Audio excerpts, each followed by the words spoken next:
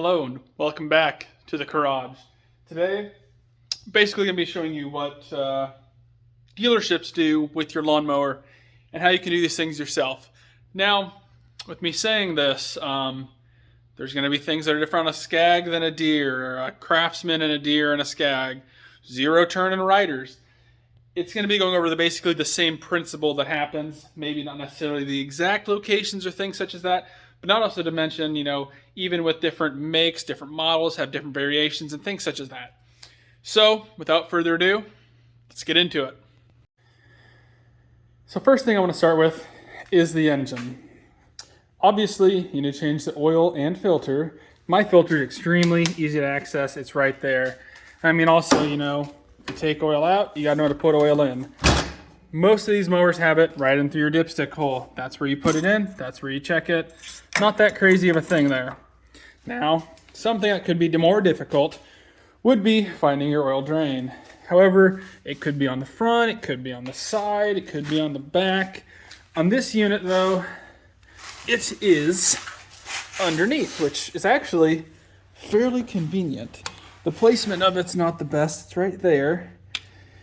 But I can put a pan underneath, catch all the oil pretty easily. So let's get to doing that. So what I like to do is I use my wrench, which I just dropped. Took that, broke that loose. Make sure your pan's under it. And unscrew it the rest of the way by hand. And here comes the oil. Mine actually looked pretty new and pretty clean. Nothing crazy at all. But fact of the matter is I don't know how long this oil's been in here. So decided it was time to change. So let's let that drain. Now a couple other little things while the oil's draining. If you take these into a dealership, they always change out your spark plugs and your air filter. Now to me, that's not a good side to look at. This air filter looks pretty good yet. The cover could potentially be replaced, a pre-cleaner, but it's not something I'm super concerned about. I don't think it's going to hurt the engine's performance at all. I did pull out this AC Delco plug. I'm kind of surprised it's an AC Delco. Personally, I like NGKs, however, pulled it, and it looked good. Looked like it had been replaced not super long ago, so I'm not going to worry about that either. So those are two things that if you did take it to a dealer, they would definitely change them out, and I don't blame them for a second for doing it. But for me personally, they look okay. So we'll put the cover back on here, and we'll call it good there. I do know my carburetor probably does need cleaned, but we're not going to go into that in this video at least. Still need to get a fuel filter because that one definitely needs changed. It is in rough condition. And I'm actually waiting currently on a hydraulic filter as well. Not everything has a hydraulic filter. However, though, this one's got a big one right here. And I know my hydraulic oil does need topped off as well. So as soon as I get the new filter, I'll be swapping that out. And for now, though, let's get back to the oil change before we get too in-depth into anything else. All right, oil plugs back in. Now I'm going to take off the filter. Now, you should be able to get these by hand, but it depends who put it on last. Some people really tighten these babies down, and they're almost impossible to get off. But since they should be able to take it off, let's get the new one out of the box, see if there's a plastic cover on it. And if there is, I'm going to have to put my phone down. And there's not, which I just have a nap. Oh, there's one plastic piece right on top. Make sure you take these off if they're on there. I'm surprised how many car-related things I've seen where people haven't. But now, what I do here, technically this isn't the correct way of doing it, but I've never seen a dealer not do this. Just take a dab of oil on your finger and wipe it around on the rubber seal just to help it. So when you put it on, it'll help lock itself down. Or I can't think of the correct words as to why, but you need to do it. Just trust me. Now, when you put these on, you don't need pliers. You don't need two hands. Just take one hand, twist it on tight, and it's on. Now, let me find a funnel That could be the most difficult part of this for me. And we'll get oil back in the engine. All right, so now we're back with this. Found my funnel. It was in my funnel bucket like it was supposed to be, which is a rarity. Currently getting the bottle open. Now, what kind of oil do you want to put in these? That could be a massive argument place for a lot of different people. What I like to say is if you're unsure, go by your recommended manufacturer's recommendation. Me, I've seen people run most anything in a lawnmower and it survives. Sometimes I don't know how. Like some people run synthetic, some run blend, some run normal oil. Normal oil is my choice. Now, then you have to decide, do you want 5W20, 10W30? What do you want? That's kind of where, if you're not sure, I say go by your manufacturer's recommendations. You can't go wrong. They might try to sell you their own type of oil, which is probably a little bit more expensive, and their reasoning normally is, why would we sell you an inferior product for one of our own engines? And it makes perfect sense, you know? But personally, I'm fine with using like 4-wheeler oil. They're both small engines. They're not hurting a thing, in my opinion, by running it. Now, how much oil do you put in your engine? That's going to vary by every single engine. This engine, I don't know. I don't know how much. I've never looked up the capacities on it. Like I said, I just got this. First time messing with it. I'm going to put in 2 quarts, let it sit for a second, then I'm going to check it. So let that set for a second, and then we'll check it. Alrighty, dipstick's in. Let's see what we got. It is way too full. Perfect. So probably should have had about 1.5 quarts, and I probably should have checked it.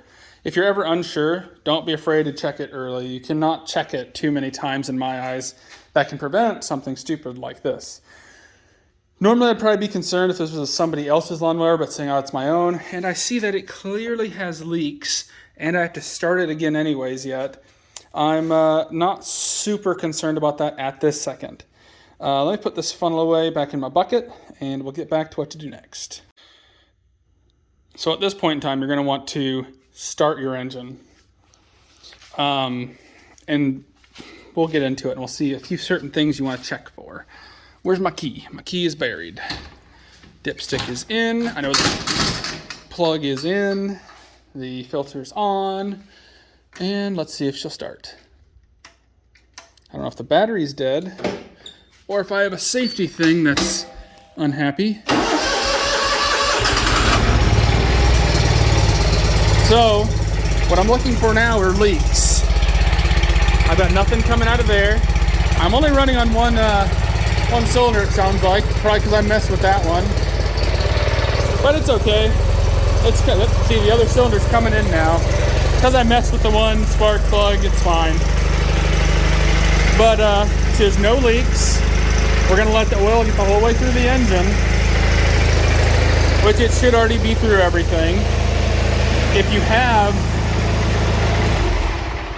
your mower does have an oil pressure gauge, you can watch that, and then, you know, once the needle comes back up or the light turns off, you'll know you have pressure. So now what I'm going to do is, assuming you didn't add too much oil, you would wait for the oil to basically get back in the pan, pull your dipstick, check where it's at. If you need to add, that's fine. As you can tell, this thing has, well, it's not, if that was an oil cooler, let's say, it would have filled up all those lines, and then you would have to figure out where the oil's at.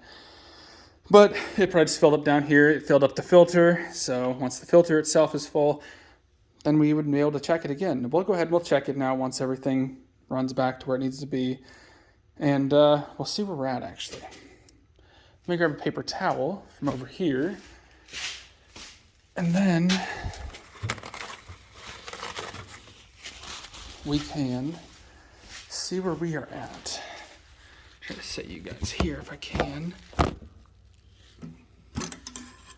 So, first time I pulled out, I might need to just wipe it off because it most likely just isn't right because everything's shut and running. So now, I am roughly right in between the low and the full. Wow, that's actually fairly lucky for as high as that was before. Check it again to be safe.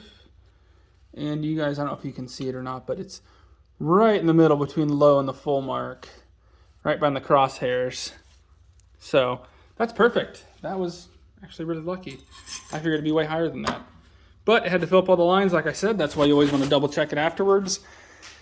And go ahead and see where you're at. If you've dripped any oil, such as I just did on everything, it doesn't hurt to clean it up, because if you get it on like your exhaust, it could smoke. Eventually it will burn off. Shouldn't, it could be, let's say it will be a fire hazard because you have old dry grass and stuff in there, if this is your first time getting it out this year. Even not, you could add leaves and stuff in there. So yeah. Now, let's go ahead and try to get to the, we'll see. I'm waiting on parts, so here's a surprise for what's next. All right, new day, same crappy jokes. Now, basically, I'm just gonna replace the hydraulic filter. Same basic concept as the oil filter. Unscrew it, wet the seal, screw it back on. I'm probably gonna fill this one up though, so I don't have such an air pocket. Hello, Colt. Apparently, I've got to give him some scratches first. So, yeah, I'm gonna go ahead and get that done. I figure no reason for you guys to watch me change a filter twice. There's nothing wild about this one, except there's no way to get a pan under there, so it's gonna make a mess. So, here we go. So one fun thing to point out after I have this in there is the way that this mower itself was actually acting when I was driving it. It acted as though there was moisture inside of the hydraulic oil, which is always a good thing to be aware of. As you can see, that oil looks cloudy almost. The fact that thing feels as heavy as it does tells me there's a lot of stuff still in there, sediment, and I think a lot of water was in this. So lucky for me, I accidentally flushed most of the system on my floor. But on a positive note, it was low to start with. So a lot less oil got on my floor than I expected. So I'm gonna fill this thing up, get some oil dried down, and we'll get back to her. So a couple important things to note prior to me getting past fluids and filters is your fuel filter. I still don't have mine, but it's simple enough as there should be clamps on both sides of this. Undo the clamps, pop this off, put a new one in. If it's stuck really bad, put a pair of pliers on the line, twist this guy by hand, should break free. And if it's still stuck on the other side, do the same, should be all right. Now in each of your filters, always write down the date and or hours. If you have both, write down both. If you only have one, write down that one. That way you know last time it was serviced, and it won't keep you questioning, like let's say you do this in November, December, January, well then April comes around, you're like, shoot, does my mower need serviced? You'll know, you'll have a record right there in front of you. So with all that, let's get to the blades. All right, so a few things with blades. Mine, you guys can't really see them that well, but they look pretty good. Look like they were brand new last year, not used a lot. So I'm not gonna touch mine up. If you're someone who's not sure about their blades, you can take them off and take them to a dealership and have them sharpen them, and that'd be cheaper than having them do everything else. Now, a couple other things are the beveled edge, the beveled piece that goes across it goes up. That's how you put it on. If you're unsure when you take it off, put a T on the top. Then you know, or B on the bottom, whatever you want. I don't care.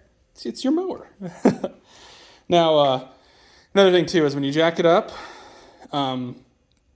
make sure you use jack stands. However, my jack I think is very good and it has treated me very well. I don't trust that jack with my life. It's a big surprise, I know, but I don't. So that's definitely a thing that I highly recommend doing. Now we can hop into belts. Luckily this thing goes up and has this nice little kickstand that doesn't even do its job. So with belts, the main things you're looking for, luckily these are pretty good, is like cracking. That's pretty much it. Cracking, tears, missing chunks, stuff like that. Then like your idler pulleys, see if I can pull it up and down. This one I can't. You hear a little thunk thunk. If you could, that would mean your bearing's out. Which luckily, this one's pretty good.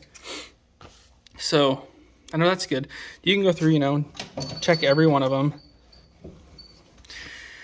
And the last thing that you need to do is grease it. You have grease zerks on most of your idler arms. If you have a zero turn, up in here on your spindles. Now, not to mention, if you don't have a zero turn, you still have them up on your spindles where your wheels turn. And also there should be a front pivot point in there. I don't know which side it's on, but there should be a grease zerk on there as well. Easiest way to find grease zerks is look for stuff like that. That looks like old residual grease to me. And I think there was a grease zerk. So I don't even actually see a zerk, which is a big surprise. But stuff like that's kind of what you look for, and I'm really surprised because there's one other one over here. Which means there could be a zerk somewhere in here, I just can't see. Like I said, just got this mower, haven't really looked over it yet. So I search whenever I find things like that, but like this is kind of what old residual grease looks like because someone has greased in the past. So.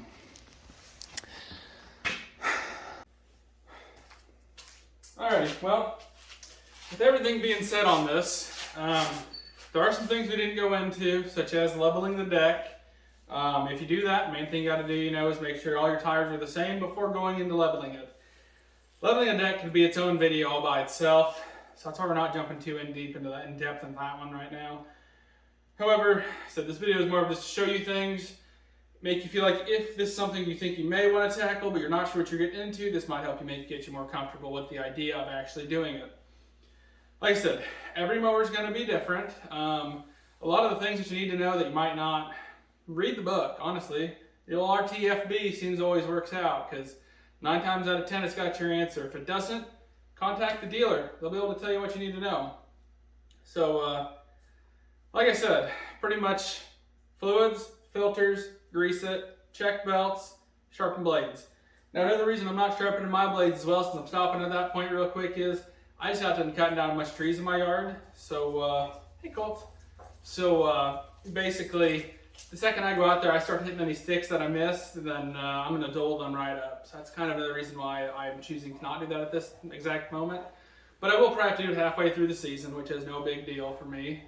But like I said, do those main key things and everything will be fine. If you don't have questions, plenty of resources out there to ask.